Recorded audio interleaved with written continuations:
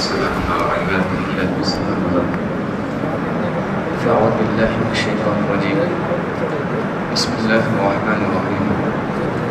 إلا تنصروه فقد نصره الله إذ أخرجه الذين كفروا ثاني اثنين إذ هما في الغار إذ يقول لصاحبه لا تحزن إن الله معنا فأنزل الله سكينته عليه وأيده بجنود لم تروها وجعل كلمة الذين كفروا السفلى وكلمة الله العليا والله عزيز حكيم. صدق الله العظيم. عن ابن عباس رضي الله عنه قال رسول الله صلى الله عليه وسلم لمكة ما أطيبك من بلد وأحبك إلي ولولا أن قومي أخرجوني منك ما سكنت غيرك. رواه الترمذي بإسناد حسن وصحيح وكما قال عليه الصلاة والسلام. میرے محترم بزرگوں، جس ساتھیوں، آج اس کی ہم کو قدر کرنا چاہیے. یہ دین ہم کو بلا کسی مشقت کے ملا ہے.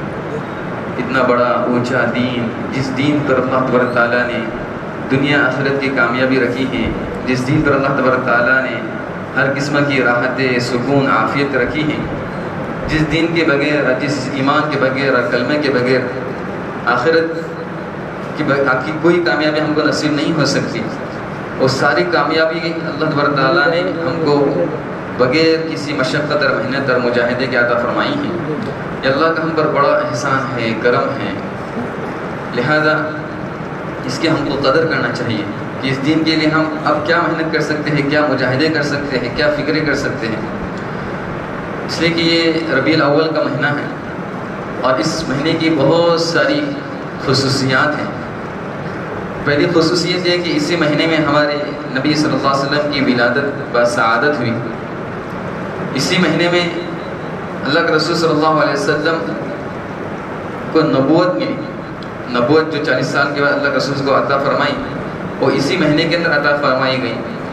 اسی مہینے کے اندر اللہ کے رسول صلی اللہ علیہ وسلم نے ہجرت کا سفر کیا. مکہ سے مدینہ ہجرت کا سفر ربیع الاول کے مہینے میں پیر کے دن ہی کیا. اور پیر ہی کے دن ربیع الاول ہی کے مہینے میں اللہ کے رسول صلی اللہ علیہ وسلم مدینہ المنورہ پہنچے. چونکہ مسلمان پہلے مکہ میں تھے، کافی تکالیف سے دوچار ہوا کرتے تھے، اسلام کو چھپائے ہوئے تھے، اور جن لوگوں کے متعلق پتہ چل جاتا تھا کہ یہ مسلمان ہیں تو ان کو تکالیف دیا کرتے تھے مشرکین. جیسے کہ ہم تاریخ میں قصے پڑھتے ہیں، حضرت ابو بکر رضی اللہ عنہ، اسی طرح حضرت ابو ذر غفاری رضی اللہ عنہ، بلال رضی اللہ عنہ، حضرت خباب رضی اللہ عنہ. اللہ کے ان کو خوب مارا گیا، ستایا گیا، ہر قسم کی تکالیف ان پر ڈھائی گئی. تو اللہ کے رسول صلی اللہ علیہ وسلم نے فرمایا کہ حبشہ میں ایک بادشاہ ہے جس کے یہاں ظلم نہیں کیا جاتا. میری رائے یہ ہے کہ تم حبشہ کے اندر ہجرت کر کے چلے جاؤ. جو قائد اور رہبر ہوتا ہے قوم کی فکر کرتا ہے کہ قوم کو راحت کس طرح سے پہنچے. جو قوم کا ذمہ دار ہوتا ہے اس کی ایک سوچ ہوتی ہے کہ ہماری قوم کو ہر اعتبار سے عافیت اور راحت پہنچے. تو اللہ کے رسول صلی اللہ علیہ وسلم نے حضرت صحابہ کے سامنے یہ رائے پیش کی کہ حبشہ کا جو بادشاہ ہے، نجاشی بادشاہ، اصحمہ جس کا نام ہے، کہ وہاں پر کسی پر ظلم نہیں کیا جاتا. لہذا حضرت صحابہ کرام نے وہاں پر کیا کی، ہجرت کی. 2 ہجرتیں کی. ایک شروع میں ایک مختصر جماعت گئی تھی، بعد میں 80 جماعت تعداد میں چلی گئی. تو وہاں پر جا کے ان کو کچھ سکون اور راحت ملی. پھر اللہ کے رسول صلی اللہ علیہ وسلم نے حضرت صحابہ ایک خواب دیکھا، صحابہ کے سامنے اس کو پیش کیا کہ مجھ کو بھی ہجرت کی جگہ دکھائی گئی ہے، مجھ کو بھی ہجرت کی خواب میں جگہ دکھائی گئی کہ میں بھی مکہ چھوڑ کر جانے والا ہوں. اور وہ جو جگہ ہے وہ درخت والی جگہ ہے. وہ جگہ کون سی؟ درخت والی جگہ ہے. اب کون سی جگہ ہے میرے سمجھ میں نہیں آئی، مجھ کو بتایا نہیں گیا تھا. بعد میں اللہ تعالیٰ کی طرف سے تعین ہو گئی کہ وہ یثرب ہے، یعنی مدینہ المنورہ. وہ بعد میں اس کی تعین دکھائی گئی. تو پھر اللہ کے رسول نے حضرت صحابہ کرام کو ہجرت مدینہ کرنے کا حکم دیا. اور اللہ کے رسول صلی اللہ علیہ وسلم نے، چونکہ جو مکہ کے اندر لوگ آتے تھے تو اللہ کے رسول صلی اللہ علیہ وسلم جو آئے ہیں داعیا الی اللہ باذنہ سراجا منیرا. اللہ کے رسول صلی اللہ علیہ وسلم کی زندگی کا مقصد کیا ہے، مشن کیا ہے؟ قرآن نے بتایا کہ اللہ کے بندوں کو اللہ کی طرف بلانا. اللہ کے بندوں کو اللہ کی طرف بلانا، اللہ کے دین کی دعوت دینا، ان کی فکر کرنا کہ یہ اپنے آخرت کس طرح سے ان کی نجات ان کو مل جائے اور جہنم سے ہٹ کے جنت میں کس طرح سے جانے والے بن جائیں، اسی کی ایک دھن اور سوال تھی. اسے جب بھی اللہ کے رسول کو موقع ملتا تو اللہ کے رسول صلی اللہ علیہ وسلم اس کی کیا کرتے تھے؟ دعوت دیتے تھے. آج ہمارا اٹھنا بیٹھنا کئی لوگوں کے ساتھ ہوتا ہے، غیروں کے ساتھ بھی ہوتا ہے، دوسرے لوگوں کے بھی ساتھ ہوتا ہے. تو ہم کوشش کریں کہ ہمارے ذریعے سے لوگ اسلام میں داخل ہو جائیں، ہمارے ذریعے سے لوگ دین پر قائم رہیں. ہمارے اٹھنے بیٹھنے والے بھائی کتنے ہیں جو نماز سے دور ہیں، مسجد سے دور ہیں، اعمال سے دور ہیں. ہم کبھی ان کو نہیں بولتے نماز کو آنے کی، ہم ان کو یہ نہیں بولتے کہ بھائی اپنے معاملات کو صحیح کرو، درست کرو. تو یہ ایک ذہن میں مستقل رکھنا ہے کہ میں صرف اپنی جنت بنانے کے لیے اور اپنی ہی سمجھ لیجیے کہ آخرت بنانے کے لیے نہیں آیا، بلکہ اس امت میں جو اللہ تعالیٰ نے پیدا کیا ہے، کنتم خیر امہ اخرجت للناس تأمرون بالمعروف تنہون عن المنکر، کہ تم بھلائی کے لیے نکالے گئی ہو، بھلائی کا حکم کرتے ہو، لوگوں کے فائدے کے لیے نکالے گئے، بھلائی کا حکم کرتے ہو، برائی سے تم روکتے ہو. یہ ہر ایک کا مشن ہونا چاہیے، ہر وقت اس کے ذہن پر ایک چیز ہو کہ ہمارے ذریعے سے 100% اللہ کے احکامات، 100% رسول کی سنتیں کیا ہو جائے؟ زندہ ہو جائے. بدعات کا، خرافات کا، رسومات کا خاتمہ ہو جائے. یہ ہمارے ذہنوں پر ہونا چاہیے. چنانچہ اللہ کے رسول صلی اللہ علیہ وسلم نے حضرت صحابہ کو حکم دیا کہ وہ کیا کریں؟ مدینہ کی ہجرت کریں. تو اللہ کے رسول صلی اللہ علیہ وسلم فکر میں ہمیشہ رہا کرتے تھے.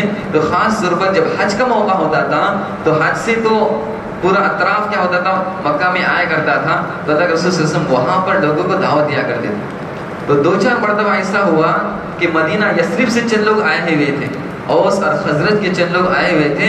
ان کو اللہ کے رسول نے کیا کی؟ دعوت دی. بیعت عقبہ اس کو کہا جاتا ہے. ایک مرتبہ دعوت دی، دوسری مرتبہ آئے تھے اگلے سال، ان کو دوسری مرتبہ اللہ کے رسول نے کیا کی؟ دعوت دی. تو ان کے دلوں کے اندر کچھ اس دین کی خاطر کہ ہم کو سمجھ لیجیے کہ کرنا ہے، اور اللہ کے رسول نے اپنی پوری نوعیت سمجھائی کہ میں یہاں پر کام کرنا چاہتا ہوں لیکن یہاں پر کچھ لوگ مجھ کو کام کرنے نہیں دیتے. تو ان لوگوں نے کہا کہ اب ہمارے پاس آ جاؤ، مدینے میں آ جاؤ، ہم آپ کا کیا کریں گے؟ پورا تعاون کریں گے، پورا ساتھ دیں گے. تو پھر اللہ کے رسول صلی اللہ علیہ وسلم کے ذہن میں آ گیا کہ ہم کو کیا کرنا ہے؟ ہجرت کر کے جانا ہے، ہجرت کر کے جانا ہے. چنانچہ حضرت صحابہ کرام کو اللہ کے رسول نے رخصت دے دی کہ آپ کیا کر سکتے ہیں؟ انفرادی طور پر چپکے سے کیا کرو؟ رخصت کرو. چپکے سے اللہ کے رسول نے صحابہ کرام کو مدینہ کے لیے روانہ کیا. ایک آدھ چند لوگ ایسے تھے، حضرت عمر رضی اللہ عنہ جیسے بہادر شخص، اور سب کے سامنے اعلان کر کے کیا ہو گئے تھے؟ نکلے تھے کہ سمجھ لیجیے کہ اگر کوئی روکنے والا ہے تو عمر کو آ کے کیا کرے؟ مدینہ مکی کے باہر روک لیں. لہذا کسی کی ہمت نہیں حضرت عمر کو روکنے کے لیے. انہوں نے اعلانیہ کیا کی؟ ہجرت کی. اس کے علاوہ بہت سارے دوسرے جو صحابہ تھے چپکے کیا کرتے تھے؟ ہجرت کرتے تھے. لہذا یہ حضرات ہجرت کی. ابو بکر صدیق رضی اللہ عنہ نے ارادہ کیا کہ میں بھی ہجرت کر کے نکلتا ہوں. تو اللہ کے رسول نے فرمایا اللہ رزق، ذرا ٹھہرو، ہو سکتا ہے کہ مجھ کو بھی اللہ کی طرف سے ہجرت کا حکم ہو جائے. ہاں ابو بکر نے فوراً فرمایا کہ الصحبہ، میں بھی پھر آپ کے ساتھ چلوں گا. پھر ابو بکر رضی اللہ عنہ 2 اونٹنی کو کیا خریدا. امام واقعی فرماتے کہ 800 درہم کی 2 اونٹنیاں خریدیں، ایک اللہ کے رسول کے لیے، ایک اپنے لیے. اور جب ہجرت کا وقت ہوا تو اللہ کے رسول صلی اللہ علیہ وسلم کے متعلق اس وقت مکہ کے اندر مکہ والوں نے مشورہ کیا. ایک روز پہلے کیا کیا؟ مشورہ کیا ابو جہل اور چند ساتھیوں نے ان کے کہ ہمیں یہ محمد صلی اللہ علیہ وسلم کے بارے میں کیا کرنا چاہیے. کسی نے کہا کہ جب صبح ہو جائے تو ان کو باندھ کے رکھو. کسی نے کہا کہ نہیں، ان کو یہاں سے کسی جگہ دوسری جگہ نکال دو. اور کسی نے کہا کہ ان کو قتل کیا جائے. شیطان یہ بوڑھے شخص کی شکل میں ان لوگوں کے مشورے میں کیا ہو گیا تھا؟ میٹنگ کے اندر حاضر ہو گئے. اس نے کہا کہ باندھ کے رکھیں گے تو بنو ہاشم بنو مطلب یہ بڑے جتھے کے لوگ ہیں، یہ چھڑا دیں گے. اور اگر تم یہ کہتے ہو کہ ان کو کسی دوسری جگہ روانہ کر دیں گے تو جہاں پر جائیں گے وہ اپنے وہاں پر دعوت چلائیں گے. ابو جہل نے جو رائے دی تھی کہ ان کو قتل کیا جائے، نعوذ باللہ، ان کو کیا کیا جائے؟ قتل کیا جائے. شیطان نے کہا کہ رائے ہو تو یہ رائے مناسب معلوم ہو رہی ہے. لہٰذا اس کے لیے یہ کیا جائے کہ ہر قبیلے کا ایک بڑا سردار مل کر کیا کرے؟ محمد صلی اللہ علیہ وسلم کو نعوذ باللہ قتل کرے. چنانچہ یہ سب لوگ ہر قبیلے کے ایک سردار کو جمع کیا گیا اور اللہ کے رسول صلی اللہ علیہ وسلم کا گھر کا گھیراؤ کیا گیا. اللہ کے رسول صلی اللہ علیہ وسلم کو اللہ تعالیٰ کی طرف سے کیا کی؟ اطلاع دی گئی کہ آپ کے متعلق اس طرح مکر کیا جا رہا ہے، قتل کا مکر کیا جا رہا ہے. چنانچہ اللہ کے رسول صلی اللہ علیہ وسلم نے اپنے بستر پر علی رضی اللہ عنہ کو سلایا اور علی رضی اللہ عنہ سے کہا کہ میرے پاس مکہ والوں کی چند امانتیں ہیں، میرے پاس مکہ والوں کی چند امانتیں ہیں. دیکھو کہ مکہ والے اللہ کے رسول کے دشمن ہیں، کافر ہیں، مخالف ہیں، لیکن ان کو اپنے باپ پر، اپنے بیٹے پر، اپنے بھائی پر بھروسہ نہیں ہے. بھروسہ ہے تو محمد صلی اللہ علیہ وسلم کی بات پر اور ان کی ذات پر بھروسہ ہے کہ یہ شخص غبن نہیں کر سکتا، خیانت نہیں کر سکتا، دھوکہ نہیں دے سکتا. میرا بیٹا، میرا بھائی اور میرا باپ دھوکہ دے سکتا ہے لیکن یہ شخص دھوکہ نہیں دے سکتا. صادق و امین کے لقب سے اللہ کے رسول صلی اللہ علیہ وسلم کیسے متصف تھے. تو اللہ کے رسول صلی اللہ علیہ وسلم علی سے کہا کہ یہ سارے امانتیں تم مکہ والوں کو کیا کر دیجئے، پہنچا دیجئے اور پھر ہمارے ساتھ مدینہ کے لیے کیا ہو جائے، آ جائیے، یہ بعد میں آپ ہجرت کر کے آ جائیے.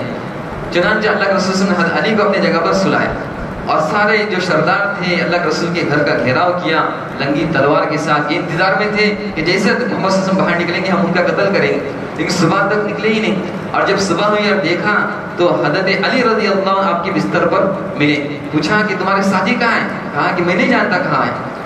تو پھر اللہ کے رسول صلی اللہ علیہ وسلم رات ہی کے اندر جو پورے گھیراؤ کیے ہوئے تھے تو اللہ تعالیٰ کی طرف سے حکم ہوا تھا کہ ایک مٹھی لو اور ان دشمن کی طرف پھینک دو. اور سورہ یاسین کی شروع کی آیتیں اللہ کے رسول صلی اللہ علیہ وسلم پڑھتے جا رہے تھے اور ایک مٹھی لیے دشمن کی طرف اس کو پھینک دیا. ان کو آخر اللہ تعالیٰ نے کیا کر دیا، پردہ ڈال دیا. ان کے درمیان سے اللہ کے رسول صلی اللہ علیہ وسلم کیا ہو گئے، نکل گئے. اور جب صبح میں پتہ چل گیا کہ محمد صلی اللہ علیہ وسلم یہاں پر نہیں ہے تو انہوں نے اطراف میں سارے طرف اپنے افراد کو بھیجا کہ جاؤ ان کو کیا کرو، تلاش کر کے لے کے آؤ. اللہ کے رسول صلی اللہ علیہ وسلم ابوبکر صدیق رضی اللہ عنہ کے گھر کے پاس چلے گئے اور کہا کہ ہمیں ہجرت کا حکم ہوا ہے. ابوبکر صدیق کے ساتھ اللہ کے رسول صلی اللہ علیہ وسلم غار کے اندر چلے گئے. مکہ کے اندر غار سور اس کو کہا جاتا ہے. اس غار سور کے اندر اللہ کے رسول صلی اللہ علیہ وسلم تشریف لے گئے ابوبکر صدیق رضی اللہ عنہ کے ساتھ. ابوبکر اور اللہ کے رسول صلی اللہ علیہ وسلم 3 روز تک وہاں پر قیام کیا. 3 روز تک اللہ کے رسول نے مکہ والوں سے چھپ کر اس میں کیا کیا، قیام کیا. حضرت مولانا قاسم صاحب نانوتوی رحمۃ اللہ علیہ، ان کے بارے میں ان کے سوانح میں قصہ ملتا ہے کہ انگریز کی طرف سے ان کے لیے بھی ایک وارنٹ نکلا تھا کہ ان کو کیا کیا جائے، پکڑا جائے. تو لیکن وہ بھی اتنی جرأت والے تھے، وہ چھپا نہیں کرتے تھے. ان کے گھروں کے لوگوں نے بڑا اصرار کیا کہ آپ کے متعلق وارنٹ نکلا ہے کہ آپ کسی طرح رپوش ہو جائے، چھپ جاؤ. لیکن حضرت نے کہا کہ ٹھیک ہے اگر تم کہتے تو میں چھپ جاتا ہوں. 3 روز حضرت بھی کیا ہو گئے، گھر کے اندر چھپ گئے اور پھر 3 روز کے بعد دوبارہ گھومنے لگے یہاں وہاں. تو گھر والے نے کہا کہ آپ کے متعلق تو وارنٹ نکلا ہے، آپ گھوم رہے ہیں. کہا کہ میں 3 روز جو چھپا تھا یہ میری محمد صلی اللہ علیہ وسلم کی نبی کی اتباع میں چھپا تھا کہ اللہ کے رسول بھی 3 روز غار کے اندر چھپے تھے، اس لیے میں بھی کیا ہوا 3 روز غار کے اندر چھپا ہوں. لہذا انگریز نے جب وارنٹ نکالا تھا تو ان کے گھر پر پھر کیا ہو گئے، پہنچ گئے. کسی نے بتایا کہ یہ فلاں جگہ پر ہے تو وہاں پر پہنچ گئے. تو سرکاری آدمی وہاں پر پہنچ گئے تو پوچھا کہ مولوی قاسم کہاں ہے. حضرت اپنی جگہ پر بیٹھے تھے، وہاں سے اٹھ کر 1-2 قدم چلے اور کہا کہ ابھی تھوڑی دیر یہاں پر تھے. وہ سمجھے کہ کوئی دوسرا آدمی ہوگا، دیکھا کہ یہاں پر کوئی نہیں ہے اور کیا ہو گئے، چلے گئے، اس لیے کہ ان کو پہچانتے نہیں تھے. یہ اللہ تعالیٰ ان کو جرأت عطا فرمائی تھی. اور یہ اتباع سنت کہ رسول کی جو بھی سنت ہے اس پر ہم کو کیا کرنا ہے، عمل کرنا ہے. تو انہوں نے غار کی سنت پر کیا کیا، عمل کیا. اور علماء فرماتے ہیں کہ اللہ کے رسول نبی تھے، اللہ کی مدد ہو سکتی تھی، پھر اللہ کے رسول غار کے اندر کیوں چھپے. کہا کہ یہ اسباب کا اختیار کرنا ہے. نبی ہونے کے باوجود اسباب کا اختیار کرنا یہ توکل کے خلاف نہیں ہے کہ اپنے آپ کو دشمن سے چھپانا، اپنے آپ کو حفاظت کرنا یہ توکل کے خلاف نہیں ہے، بلکہ ہمیں تعلیم ہے نبی کی کہ اسباب کو اختیار کرو اور بھروسہ اللہ پر کرو. بالکل غار کے پاس دشمن پہنچ گئے. ابوبکر کو خدشہ ہو گیا، اللہ کے رسول صلی اللہ علیہ وسلم ابھی تھوڑے نیچے دیکھ لیں گے تو یہ دشمن کیا ہو جائیں گے، ہم کو دیکھ لیں گے. اللہ کے رسول ان کو دلاسا دے رہے ہیں اور کہہ رہے ہیں کہ اے ابوبکر تمہارا کیا خیال ہے، 20 نہیں اللہ الثالثہما، ان 2 کے متعلق تمہارا کیا خیال ہے جن کا تیسرا کون ہے، اللہ ہے. اور محافظ ان کا کون ہے، اللہ ہے. تو حفاظت یہ اللہ تعالیٰ کی ذمہ ہے، اسباب اختیار کرنے ہمارے ذمہ ہے. تو اللہ نے ان کی حفاظت کر کے دکھائے. چنانچہ ابن کثیر رحمۃ اللہ علیہ البدایہ والنہایہ میں لکھا ہے کہ اللہ تبارک تعالیٰ نے اس غار پر ایک عنکبوت مکڑی کا چارہ کیا کر بنا دیا اور 2 کبوتری آئی اور انہوں نے وہاں پر انڈے ڈالے.